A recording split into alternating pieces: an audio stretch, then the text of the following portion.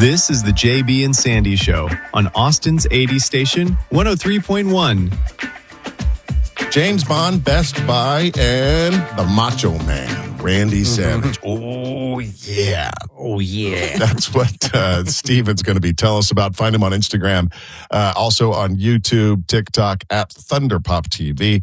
Let's start out with the old school Best Buy. They're trying to get people back in the stores, aren't they? Yeah, they kind of seem like they're trying to reinvent themselves, which is a good idea at this point. And so last year it was announced that they were going to take away Blu-ray, DVD, and now they call it the 4K Steelbooks, which is the new trend in hard media. So that was going away retail at Best Buy. Well, they've now backtracked a little bit, and they're bringing it back, but there is a catch. It's going to be a part of their new digital platform. They're introducing their own version of a marketplace, much like Walmart has done, and Amazon, of course, that's what Amazon does. When I say marketplace, I'm meaning it's a place where third-party sellers can go on to this section of the Best Buy website and sell their used Blu-ray, DVD through Best Buy's platform. And it's going to be a special section just for Blu-ray, DVD, people selling resell in this marketplace. Oh, so it's not in the stores. I thought they were getting them back and they're going to have all those rows and rows of DVDs and Blu-rays in the store. There is speculation online that this could be a testing ground, that they could introduce maybe a version of this retail later, depending on how well this does. Interesting. Steven, do you think there's a movement back to owning physical things that you love? Because they'll move around from one streaming service to another, then they're not on one. People are frustrated. And if it's a favorite movie or TV series, now they might go back to buying them. I've started to believe that more and more, especially just even the last couple of weeks. There seems to be a movement now going back to, and let's go back to DVD, Blu-ray. A good example, people were fanboys, fangirls were begging James Gunn to put out a special edition Blu-ray of Superman that has extra footage. You know, kind of like they used to do. They would, with every movie, they would release a DVD that has, things that were cut out of the movie, interviews. And he kind of said, well, would anybody want it at this point? Would anybody buy it? He ended up giving the fans what they want, and he put out a special edition Blu-ray DVD. But I'm seeing more and more trends. I'm seeing a lot of content online where people are talking about Blu-ray and DVD more and more now, and how much they want that back. And a lot of it is because of subscription rates going up in streaming. The libraries are shrinking on streaming, and some of the content you can't even find. It's just it's not being provided by any of the streamers. So that's also frustrating for a lot of people. I could definitely see, and some of the streaming apps are going to go away, or they're going to consolidate.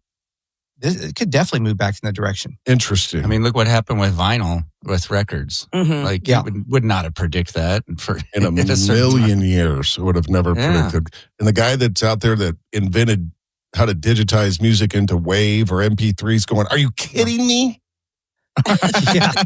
All the work I did. You idiots. You're going back to that? I mean, he's got to be frustrated. Let's move on. James Bond casting. Yeah. So there has been screen test already. They had screen test recently. Denis Villeneuve, we know the Dune director, is going to be directing the new James Bond movie. May even do more than one movie. But anyway, he did screen test, and a couple of the actors. So one thing we found out recently, this is going to be young James Bond. We're going to see a younger James Bond than we've ever seen before. They want it to be James Bond the rookie year, or James Bond year one.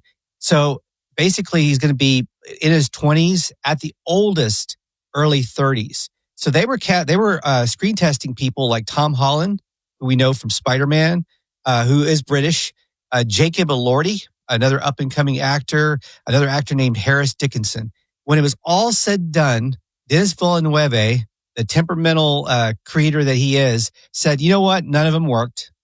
We're going to start from scratch on the casting. We're going to continue. The plan is still for younger, but we're going to go with an unknown actor. And right now I've got to pause because I've got to go work on Dune 3. Oh. It's going to take about a year. So I'm not going to resume casting until after that in 2026, late part of 2026. The movie won't even start filming until 2027. So, but yeah, he's going to go back to square one and look for an unknown. I don't know if I like a young James Bond because I've always thought the part of the appeal of James Bond is that he was mature, he was cool, he was just there's a big difference between being 22 and 35. You know what I mean? Yeah. Yeah. Well, what if they make the movie? He's just a doofus. He's just What if he used to be dumb and we don't know it? like we were at 22. That'd be Just, hysterical. all he's doing is partying. He has no Kamikaze, goal. shaken, not stirred. His parents are lecturing him. Sex on the beach, test tube, not in a Lives at home, glass. failure to lunch. Right. That'd be pretty funny, though. He doesn't know how to ski yet. He doesn't. Balls trying to chase the bad guys while skiing. He's just a young. He's in ski school with a bunch of toddlers. Exactly. Pizza and French fries. Yeah, that'd be really funny. I would love that. It could work. But we're still no closer to knowing who the new one's going to be. Yeah, but here's the good news. This could open things up. A lot of people wanted someone like Idris Elba to be James Bond. There was Henry Cavill was out there. Yes. What if there's a mentor for this young James Bond? I think that would be perfect for someone like Idris Elba. They could create a new character. They say they want a universe build with this new James Bond because now it's controlled by Prime Video. They want to create a James Bond verse. There could be a mentor like an Idris Elba that could be brought. Basically, yeah, that's basically Top Gun is what it could be. Yeah. You've got you're learning, and you've got the young wild one they're trying to tame. Yeah, this is Top Gun all over What again. about Tom Hardy? He could play that, but I think he's too old to play this version of James Bond. But he could be in that mentor role too. Yeah, I thought they already announced like last year a guy like Aaron Carter. I don't know. Yeah. Is that a boy band guy? I thought they announced the new James Bond. Aaron Carter's Backstreet Boys. Yeah, that actor, younger. He's a young actor in his 30s. I'm trying to think of his name right now. I know you're talking about. Yeah. I think they put that out there and floated it to see what kind of reaction they would get from the fan base. I think they do that sometimes. Tom Holland, I think, was another name that was being floated, and he ended up having a screen test. But yeah, I don't know what happened. That actor is in the news a lot because apparently he's married to a cougar. How ruthless is the filmmaking business if you put a name out there and the guy thinks he's got the role? No, we're just floating your name around. Yeah. I thought it was a full-on announcement. Yeah, that's I was all, that sucks. Moving right along, we go from 007 to the Macho Man, Randy Savage, and there is a documentary that's coming out about the life of Randy Savage. Oh, yeah. Yeah, Kenan Thompson, of all people from Saturday Night Live, who's been on there, I guess, for like 20 seasons. Yeah, forever. But at this point, he's clocked in quite a bit at SNL, but he's also producing now, and he's branching out, and he's going to produce this biopic. I'll tell you what, one thing, first of all, I don't know if it's too soon, but Hulk Hogan's got to be turning in his grave, because Hulk Hogan had spent his last years working on trying to get his biopic made. And then towards the end of his life, the last year, the biopic was going to be made by Netflix, and they shelved the project. Oh. And now this Macho Man project is being fast tracked. It's going to happen, and it's going to focus on his 80s and 90s era during his flamboyant years when he was most beloved in pop culture. There's a lot of speculation on who they're going to cast. Of course, these wrestling biopic movies are huge right now. Yeah, the Iron Claw was great about the Von Erich family. Yeah. JB, did you see that one? With Zac Efron? It's really good. Really, really good. Mm-hmm. So we'll look for that from the Macho Man, Randy Savage. Still to come. Coming up next, actually, Steven's going to share a behind-the-scenes Hollywood story and an encounter he had with an A-list celebrity, and he had the same miserable experience that JB and I had with him when we tried to interview him. Stay with us. It's coming up. 1031austin.com. It's as Austin as it gets. This is the JB and Sandy Show on Austin's 80 station, 103.1. Steven Presley's with us. Find him on Instagram, YouTube, and TikTok at ThunderPopTV. And he's going to share a little behind-the-scenes Hollywood party story. And he had an interaction with a A-list celebrity and had the same experience that JB and I had with him when we tried to interview him when he was promoting a movie. And it was not good. We'll get to that in a second.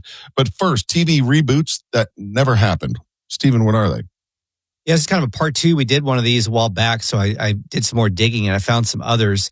An LA Law reboot that was being planned by ABC. They actually shot a pilot. It was going to be the return of the Blair Underwood character. It was one of the principal characters in the original. It was going to be brought back.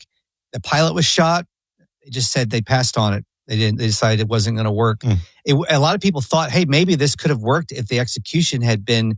They had good execution for it because legal dramas are back and people love the nostalgia. So maybe they should try it again. A Blossom reboot was also pitched for Disney. They had started to work on it, and they had the original cast back, but then it was canceled in 2025, just this year. Isn't it amazing that when you say Blossom, the first thing that pops into my head was a very special episode of Blossom? Yes. That's the first thing that pops in my head. What did she get her, like her driver's license or something in that episode? Yeah. I don't know. I didn't really watch it. I can't remember. All I know is it's Amy Farrah Fowler on Big Bang Theories, the actress. Mm-hmm. Yeah. Also, Coming to America TV pilot was shot by CBS in '89. They shot a TV pilot. It was actually aired, but they didn't continue it. They didn't do a whole series. They aired it kind of in the summer. They kind of just snuck it in. A lot of people don't even remember it. Here's one I was really disappointed about. They were going to do a Coach reboot with bringing Coach back. Only this time he was going to be mentoring his son, who's now a coach in college football. And they had, so I'm trying to think the actress, but the actress that used to play in the Wendy's commercials that played Wendy's, the redheaded girl, but she was the older version of Wendy's. Mm-hmm. They had a series with her. She was going to play Coach's daughter-in-law in the new version of Coach. But they shot the pilot after a bidding war. NBC won the bidding war. They shot the pilot, but it didn't get picked up. They're getting in bidding wars for reboots? For Coach, yeah, there was a huge demand. There was a lot of interest in it when it was first announced. Huh. That was Craig T. Nelson, right? Yeah. The guy who played Coach? Okay. I say they bring back Major Dad and promote him to Colonel. Colonel Dad. Yes. Definitely. That's what they ought to do. Colonel Dad. That would be even better, right? Let's move along. Steven's got a little story for us about a party he was at, a real Hollywood party. You did some acting and stuff. Were you out there in Hollywood trying to get gigs? Yeah, we had a script that we had written and we were out there pitching it. And we had, went to go rub elbows with the Hollywood types to try to network. And we made it into the one fancy Hollywood party that we made it into was a fundraiser over at the UCLA campus, which is a beautiful campus. Mm-hmm. We went over there. It was an evening and it was just the weirdest mix of celebrities at this event. You had Brian Wilson, the Beach Boys, Brian Wilson. Yeah. And he had his handlers that were helping him around. At the time, he was already kind of, needed some help to get around from place to place.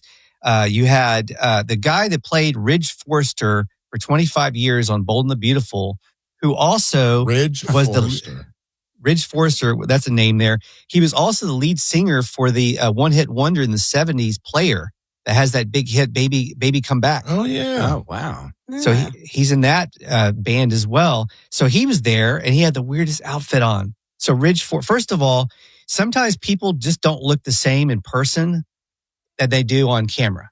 Mm-hmm. And Ridge was one of them. He had the tiniest waist. One thing that really stood out to me. I was like, how is that possible to have a waist that small? And he was wearing this is at a fancy Hollywood party, a glamorous, fancy Hollywood party. I had to borrow a suit to go to this party. Poor Steven. And it was like 2 sizes too big on me. No one noticed. No one noticed. No, yeah, I'm sure no one noticed. So this guy had cargo pants on, tucked in to hiking boots.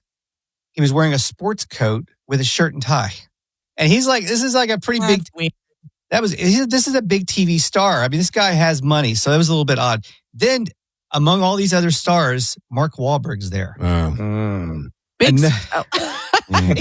that Marky Mark Wahlberg. So first of all, tiny, short guy. I mean, I'm short.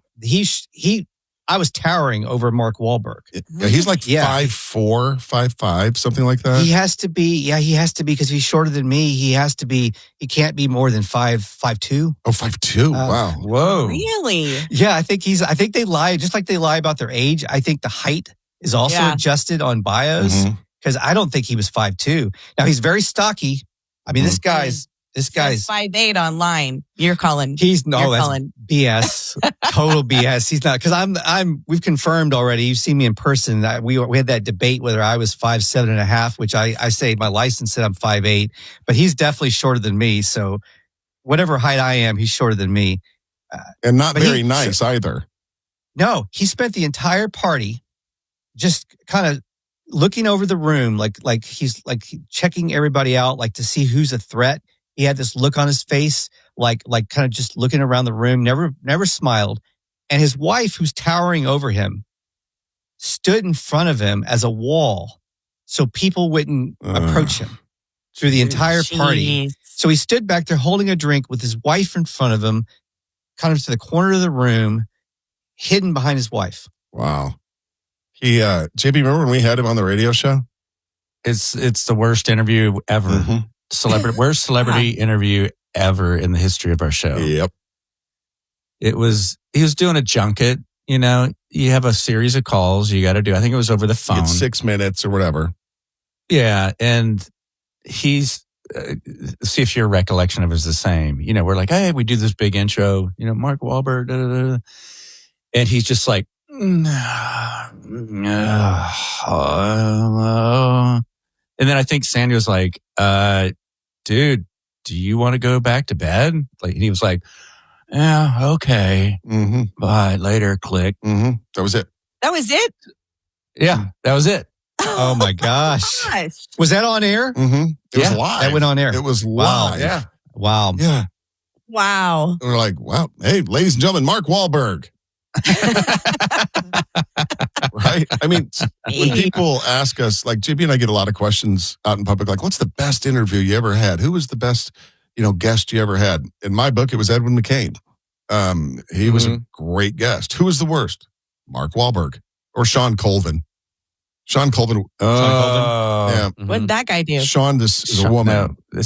No. Sonny Came Home. You remember that big hit song? Oh, yeah. Okay. Austinite too. We had her in studio and we had got some bagels to have before, and she was in the studio and we're interviewing her and she would not stop eating while she was talking to us. She was talking with her mouth full. Weird. And finally, I had So just weird. had enough. And I'm like, hey, you mind putting the bagel down for a second while we chat? And it was a deal. We got into it. I was known to be argumentative and confrontational. Y'all argued on the air during the interview? Yeah, I don't remember how it ended, but it didn't go well. But then she did a show for that song was huge. Yeah, everywhere. And she did a show for us on That's what it was. On 6th Street, Buffalo Billiards. No, or something, it was at the what was the little high speakeasy? Okay. Yeah. And she got into that with the audience too. Mm-hmm. But you guys shut up. They were chatting. Yeah. Yeah. It's difficult. Yep. Yeah. Because people were chatting and stuff. Yep. Yeah. And she hasn't had a hit since. Steven Presley is our guest. More coming up. 103.1